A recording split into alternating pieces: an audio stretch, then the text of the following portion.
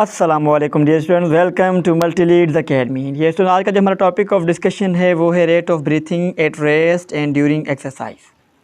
Dear students, आए हम start करते हैं अपना लेक्चर बाकायदगी से। Breathing is largely an involuntary process. जिसमें ब्रीथिंग क्या होती है, एक इनवॉलंट्री प्रोसेस होता है।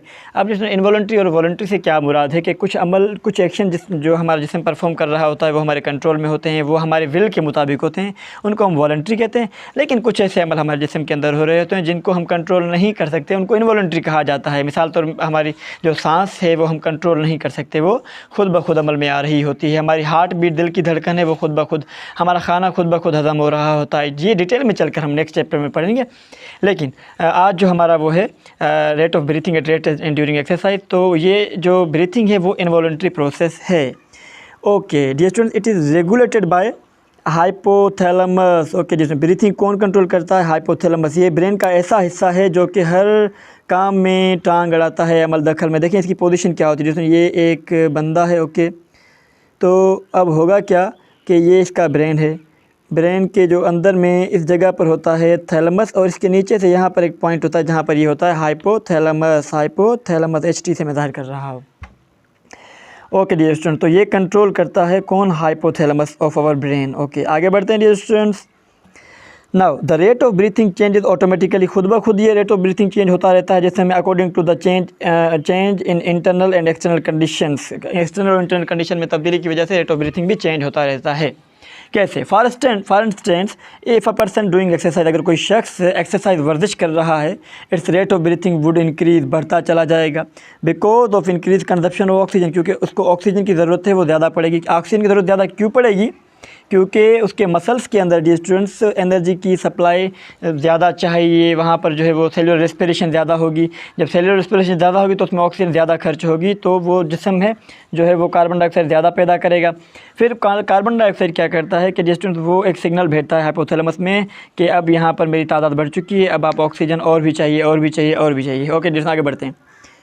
10 gradually increase in concentration of carbon dioxide in his blood will cause an increase his breathing rate।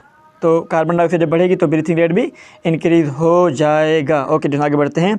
लिखा हुआ if the exercise condition persist, अगर एक्सरसाइज कंडीशन है वो अगर कायम रहती है, अगर जारी रहती है, the muscle cell will start breaking down glucose without oxygen. अब अगर ऑक्सीजन नहीं मिलेगी ज़्यादा और एक्सरसाइज जारी रहती है तो ऑक्सीजन वो है, मतलब ग्लूकोज जो है वो ऑक्सीजन के बगैर टूटना शुरू होगी। जब ग्लूकोज ऑक्सीजन के बगैर टूटना शुरू होगी तो उसे हम कहते हैं एनारोबिक रेस्पिरेशन।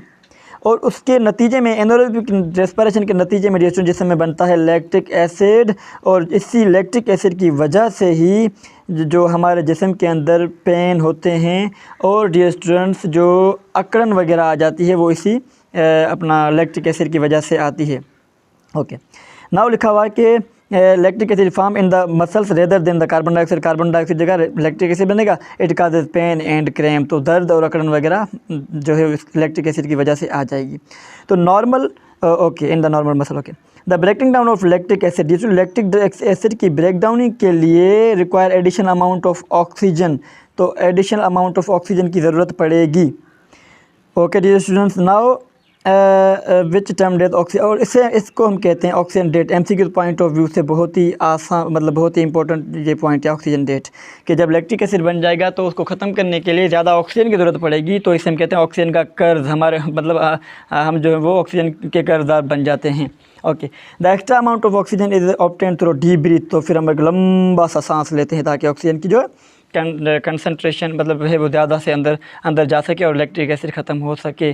तो जिसमें ये था आज का हमारा शॉर्ट सा प्यारा सा छोटा सा lecture about rate of breathing at rest and during exercise.